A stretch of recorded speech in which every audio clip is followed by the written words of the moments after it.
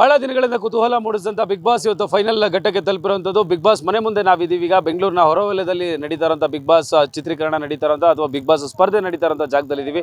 ಬಹಳಷ್ಟು ಜನ ಬಂದು ನಿಂತಿದ್ದಾರೆ. ಎಲ್ಲಿಂದ ಬಂದಿದ್ದಾರೆ ಏನು ಇದೆಲ್ಲ ವಿಚಾರಿಸೋಣ. ನಿಮ್ಮ ಪರಿಚಯ ಮಾಡ್ಕೊಳ್ಳಿ, ಎಲ್ಲಿಂದ ಬಂದಿದ್ದೀರಾ? ಸರ್, ನಾವು ರಾಮವಳ್ಳಿಯಿಂದನೇ ಬಂದಿರೋದು. ವರ್ತೂರ್ ಸಪೋರ್ಟರ್ಸ್ ನಾವೆಲ್ಲ. ವರ್ತೂರ್ ಗೆಲ್ಲಿಲ್ಲ ಅನ್ನೋದೇ ನಮಗೆ ಬೇಜಾರಾಗಿದೆ. ಯಾಕೆ ಗೆಲ್ಲಿಲ್ಲ ಅನ್ನೋದೇ ನಮಗೆ. ಆದ್ರೂ ಮನ್ಸು ದೇವರು ಯಾವತ್ತೇ ಆಗ್ಲಿ. Always king sir. Varthur Santhosh ಅವರು king is always king. Varthur Santosh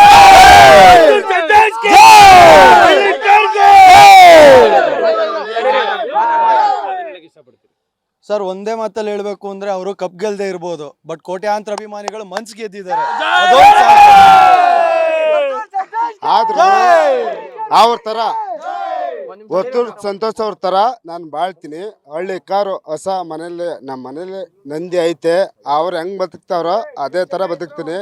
ನಿಜವಾಗ್ಲು ವರ್ತೂರ್ ಸಂತೋಷ್ ಅವ್ರಿಗೆ ಕಪ್ ಗೆಲ್ಲಕ್ ಆಗ್ಲಿಲ್ಲ, ಆದ್ರೂ ಮಾತ್ರ ಜಿನಿಯನ್.